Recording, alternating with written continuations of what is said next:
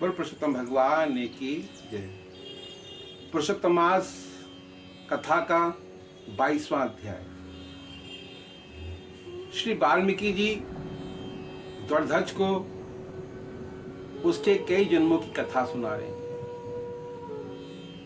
और पूरे व्रत का पालन नियम विधान बतला रहे हैं कि किस प्रकार श्रद्धा और भाव करने से इसके क्या फल की प्राप्ति होती है।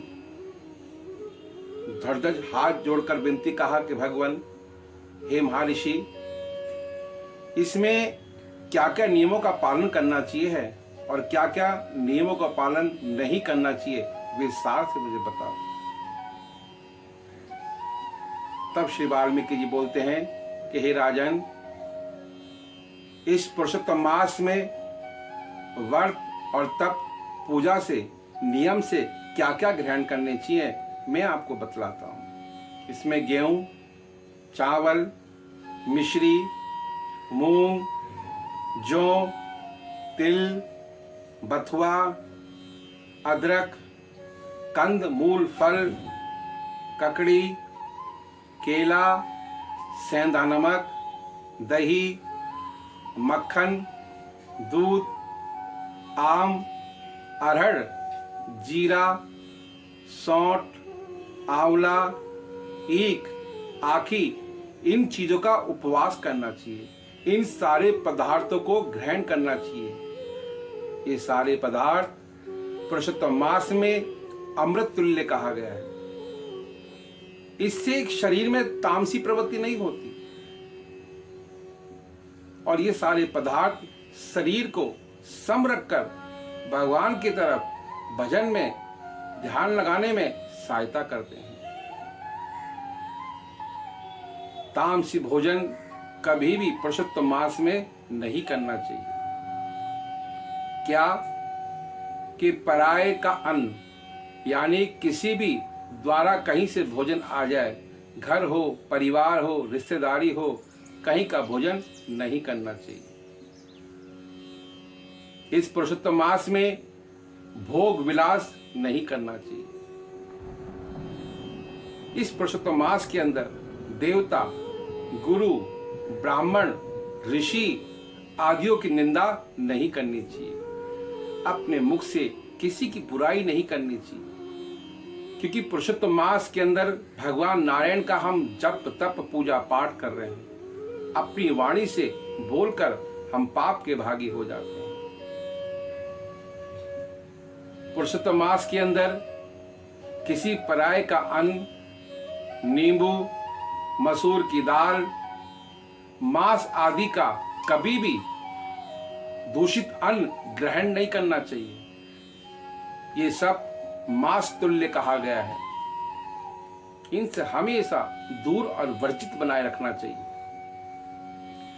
पुरुषोत्तम मास के अंदर ब्रह्मचार्य का पालन करना चाहिए।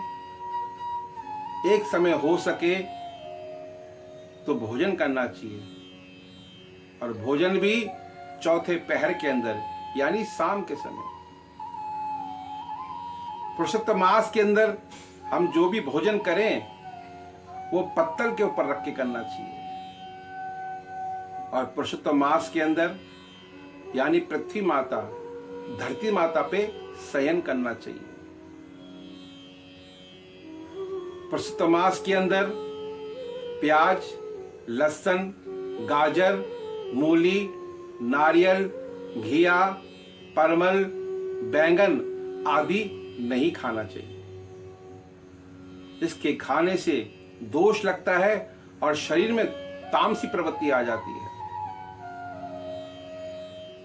पुरुषोत्तम मास के अंदर नियमों का पालन करते हुए फल आदि, दूध आदि, दही आदि ग्रहण करते हुए और श्रीमद् भागवत कथा का आह्वान करना चाहिए।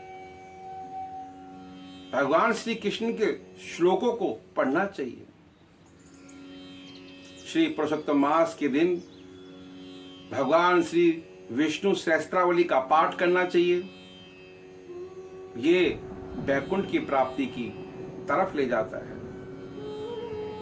कहते हैं कि श्री पुरुषोत्तम मास के दिन 1,00,000 तुलसा दल भगवान श्री सालिग्राम को अर्पित करने से जीव मनुष्य जन्म जन्मांतर के भवसागर से पार होकर गोलोक की प्राप्ति करता है।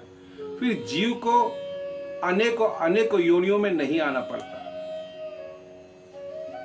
मात्र तुलसा जी को, भगवान श्री सालिग्राम को आपस में अर्पित करने से, 1,00,000 तुलसा दल अर्पित करने से निसंदेह ब्रह्म हत्या छूट जाती है, गौ हत्या छूट जाती है, कन्या हत्या छूट जाती है और इंसान भगवान के धाम की निवृत्ति प्राप्त कर लेता है। इसलिए तुलसा जहां अर्पित होती है, यमराज उस घर को, उस मनुष्य को देखता तक नहीं है। भगवान श्री विष्णु के पार्षद आते हैं वहां पर। इसलिए पुरुषोत्तम मास संसार को भक्ति और मुक्ति को देने वाला है। पुरुषोत्तम मास के दिन सूतक का ध्यान रखना चाहिए। कहीं किसी प्रकार का सूतक लगा हो तो उस सूतक में किसी का अनग्रहण नहीं करना चाहिए, किसी की निंदा नहीं करनी चाहिए, ऐशब्द नहीं बोलने चाहिए, कानों से बुरा नहीं सुनना चाहिए। मन को, शरीर को, आत्मा को एकचित्त होकर बस मात हरि का, नारायण का, केशव का भजन करना चाहिए। ये मास भगवान को अर्पित करने से जीव संसार जन्म बंधन मोह माया से छूटकर अंत में गोलोक की प्राप्ति करता है। तो ये नियम श्री वाल्मीकि जी द्वारध्वज को बता रहे हैं कि पुत्र, इसके करने से जीव भगवान हरि को प्राप्त कर लेता है और स्वयं उनके बैकुंठ में वास करता है। तो आइए श्री पुरुषोत्तम भगवान का 22वां अध्याय पूर्ण हुआ। बोल लक्ष्मण भगवान ने की